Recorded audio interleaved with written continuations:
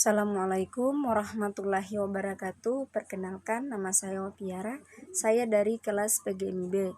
Di sini saya sedikit menjelaskan tentang seni, kebudayaan, dan estetika. Yang pertama, pengertian seni.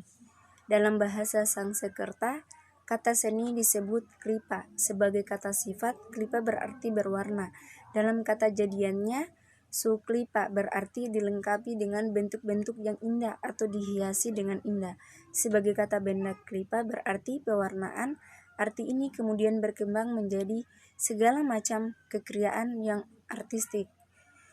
Klipa sastra yang banyak disebut-sebut dalam pelajaran sejarah kesenian adalah buku atau pedoman bagi para klipan, yaitu tukang yang sekarang disebut seniman. Saat itu belum ada pembedaan antara seniman dan tukang. Seni adalah segala bentuk yang memiliki nilai keindahan. Hal ini merupakan pengertian masyarakat pada umumnya.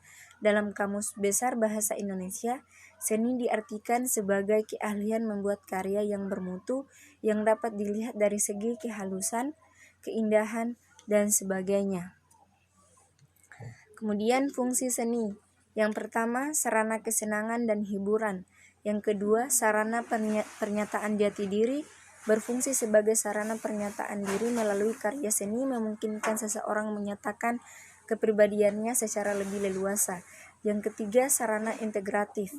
Yang berfungsi sebagai sarana integratif, pernyataan dan perwujudan pemikiran seorang seniman dapat disalurkan melalui karyanya untuk merangsang kepekaan pengertian masyarakat sehingga menimbulkan tanggapan emosional yang dapat menumbuhkan rasa kebersamaan yang mengikat di antara penikmatnya. Yang keempat, sarana terapi atau penyembuhan mengingat sifatnya yang relatif bebas dari ketentuan sosial yang kaku. Kesenian merupakan sarana objektif bagi mereka yang mengalami kesulitan dalam mengungkapkan perasaan dan pemikiran secara bebas. Kemudian selanjutnya, sarana pendidikan. Sebagai sarana pendidikan, seni diajarkan dan digunakan dalam dunia pendidikan sebagai sarana untuk pengembangan individu. Fungsi yang selanjutnya, sarana pemulihan ketertiban ungkapan keindahan yang mampu merangsang tanggapan emosional masyarakat sekitarnya, menyebabkan kesenian dapat dipergunakan sebagai sarana pemulihan ketertiban sosial. Kemudian fungsi selanjutnya, sarana simbolik yang mengandung kekuatan magik, kemampuan seniman mengungkapkan dan menyatakan perasaan dan pemikiran mereka secara terselubung dan indah, seringkali merupakan daya pikat yang kuat dan bahkan merupakan mengerahkan perhatian karya-karya seni tersebut. Kemudian kebudayaan dan seni. Kebudayaan adalah sebuah konsep yang didefinisinya sangat beragam. Pada abad ke-19, istilah kebudayaan umumnya digunakan untuk seni rupa, sastra, filsafat, ilmu alam, dan musik. Penggunaan yang menunjukkan semakin besarnya kesadaran bahwa seni dan ilmu pengetahuan dibentuk oleh lingkungan sosialnya. Kemudian yang kedua, kebudayaan dan kesenian. Dalam hal ini dipandang sebagai unsur dalam kebudayaan atau subsistem dari kebudayaan. Melihat kesejajaran konsepnya, maka kesenian sebagaimana halnya kebudayaan dapat dikatakan sebagai pedoman hidup bagi masyarakat pendukungnya atau seniman dalam melakukan kegiatannya berkarya seni sehari-hari. Pedoman ini berisikan model kognisi atau pengetahuan. Kemudian yang ketiga, manusia, kesenian, dan kebudayaan. Manusia sebagai makhluk ciptaan Tuhan memiliki segala kelebihan dan kesempurnaan yang sangat berbeda dengan binatang. Binatang berkembang dari masa ke masa secara statis, alamiah, dan dengan perilaku yang naluriah. Selanjutnya, pengertian estetika umumnya diartikan sebagai suatu cabang filsafat yang memperhatikan atau berhubungan dengan gejala yang indah pada alam dan seni. Pandangan ini mengandung pengertian yang sempit. Estetika sesungguhnya berasal dari bahasa Yunani, aesthetika, yang berarti hal-hal yang dapat diserap oleh panca indera.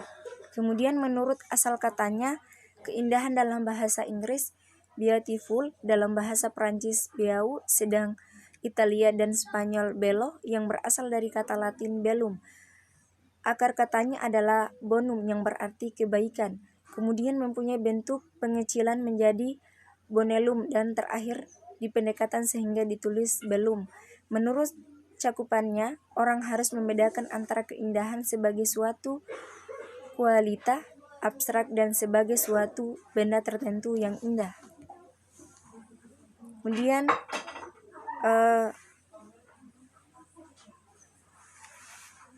pengertian estetika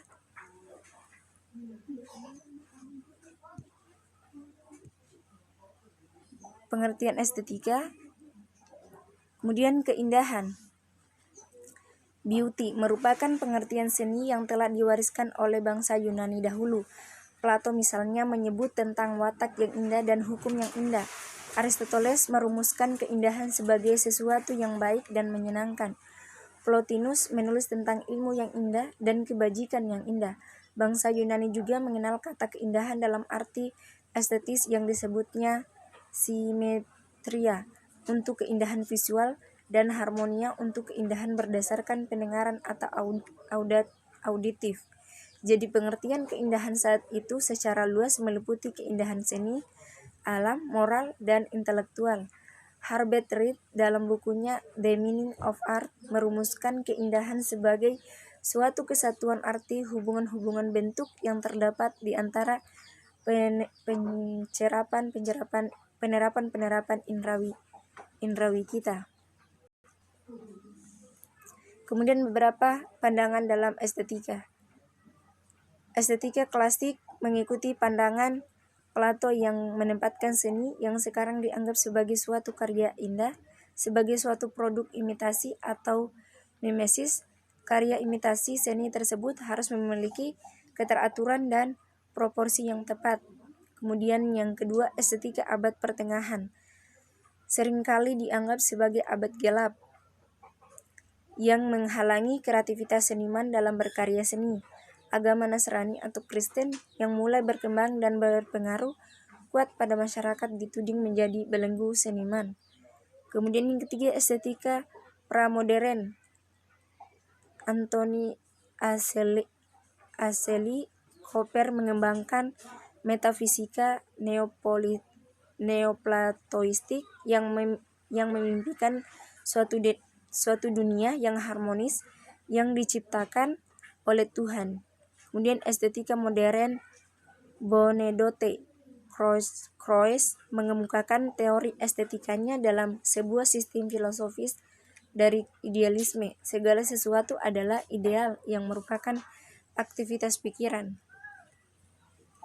Kemudian estetika timur. India merupakan negara dan bangsa yang memiliki pandangan seni dan estetika yang berbeda dalam beberapa hal dengan bangsa Eropa. Sebagai contoh, pengembara patung di barat Eropa yaitu pada zaman Yunani merupakan bentuk manusia ideal atau mengutamakan keindahan bentuk. Di India, patung tidak selalu serupa dengan manusia biasa, misalnya Durga, Shiva dengan 4 kepala dan lain-lain. Kemudian estetika pasca modern. Estetika dapat dilihat sebagai kelanjutan perkembangan pemikiran estetika di barat, sebagai pemahaman atau pemikiran yang muncul belakangan. Estetika pasca modern dianggap sebagai jawaban kritis terhadap pemikiran estetika sebelumnya, sekaligus menjadi pedoman bagi perjalanan pemikiran estetika selanjutnya. Estetika pasca modern seolah meleburkan pandangan atau pemikiran ideal yang dipahami oleh para ahli estetika sebelumnya. Sekian, mungkin itu saja yang bisa saya jelaskan. Assalamualaikum warahmatullahi wabarakatuh.